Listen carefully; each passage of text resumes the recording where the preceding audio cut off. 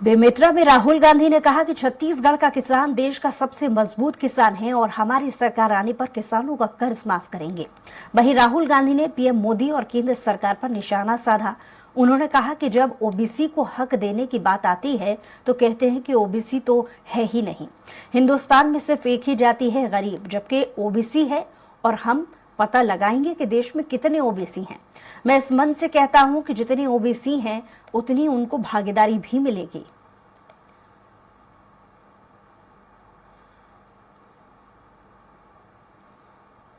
छत्तीसगढ़ में शुरुआत में हमने निर्णय ले लिया था कि किसान को धान के लिए 2,500 रुपए प्रति क्विंटल गारंटी करके मिलेगा।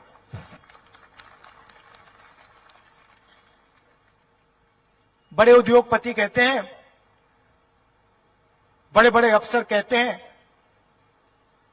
ये आप पैसा जाया कर रहे हो, किसान को दे रहे हो, मजदूर को दे रहे हो, इससे पैसा जाया होता है।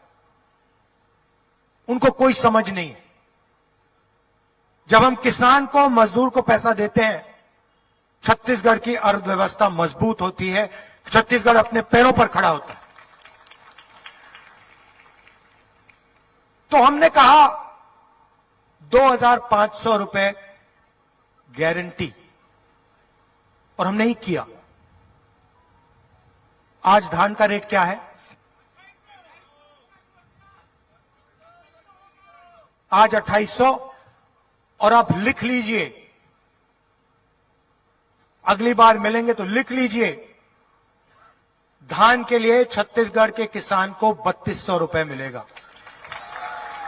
Narendra Modi OBC, Narendra Modi OBC, Narendra Modi OBC.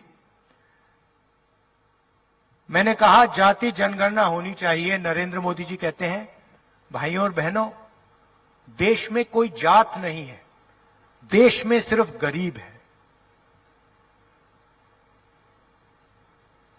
जब ओबीसी को हक देने की बात आई, जब जाति जनगणना की बात आई, तो नरेंद्र मोदी जी कहते हैं हिंदुस्तान में कोई जाति नहीं है, सिर्फ गरीब है। और जब चुनाव जीतने की बात आती है तो 24 घंटा नरेंद्र मोदी ओबीसी है, ओबीसी है, ओबीसी है। क्यों?